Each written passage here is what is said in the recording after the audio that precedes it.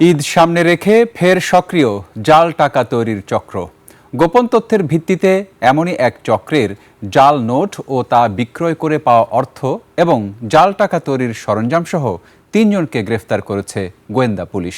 এছাড়া অনলাইন জুয়া, সাইবার প্রতারণা ও অবৈধ ডিজিটাল আর্থিক লেনদেন চক্রের 6 চীনা নাগরিক সহ 9 জনকে গ্রেফতার করেছে পুলিশ।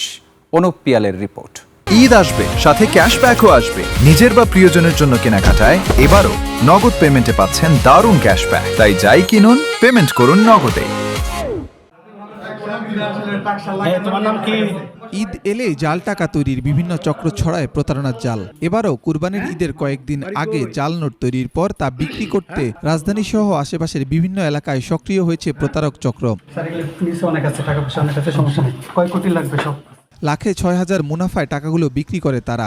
গোপন তথ্যের ভিত্তিতে রাজধানীর উত্তরায় অভিযান চালিয়ে মুজিবুর নামক একজনের কাছ থেকে 4 লাখ টাকার জাল নোট ও বিক্রয়লব্ধ 34,000 টাকা উদ্ধার করেছে গোয়েন্দা পুলিশ। রাজধানীর উত্তরা থানা ও গাজীপুর মহানগর এলাকায় অভিযান পরিচালনা করে জাল টাকা ও জাল টাকা তৈরির সরঞ্জাম সহ 3 জনকে গ্রেপ্তার করে।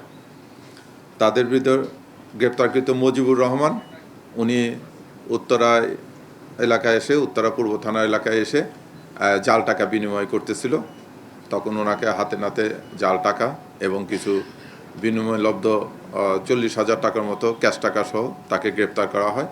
পরে মুজিবুরকে জিজ্ঞাসাবাদ করে দুলাল ও মামুন নামের আরও 2 জনকে জাল নোট তৈরির সময় গাজীপুর থেকে গ্রেপ্তার করা হয়। সেখানে 3টি জাল নোট তৈরির মেশিন, কালি ও ল্যাপটপ সহ নগদ 34 লাখ টাকা উদ্ধার করেছে পুলিশ। ডিএমপি মিডিয়া সেন্টারে ব্রিফিংয়ে এসব তথ্য জানিয়েছেন ঢাকা মেট্রোপলিটন পুলিশের গোয়েন্দা বিভাগের প্রধান। আরও কিছু টাকা আছে যেগুলো এক পাশে শুধু ছাপাইছে।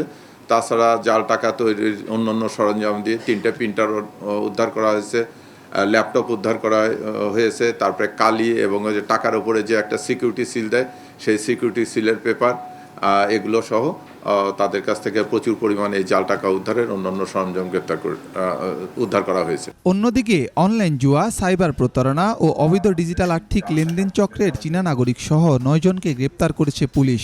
স্বল্প সময়ে দ্বিগুণ লাভের প্রলোভন দেখিয়ে প্রতারণার ফাঁদে ফেলা হয়। এমন তথ্যের ভিত্তিতে উত্তরা পশ্চিম থানাধীন 13 নম্বর সেক্টর এলাকায় কাউসার করিম ও রোকন একই দিনে সকাল 9:00 তুরাগ থানাধীন রূপায়ণ হাউজিং এস্টেট এলাকায় চীনা নাগরিক আরও 6 জনকে গ্রেপ্তার করা হয়। চক্রটির সাথে অন্য কেউ জড়িত আছে কিনা তা খতিয়ে দেখা হবে বলেও জানানো হয় সংবাদ সম্মেলনে। কর্মকাণ্ডের সঙ্গে যে জড়িত হোক, আমরা তাকে ছাড় দেব না। অনুপ পিয়াল, 21 টেলিভিশন, ঢাকা।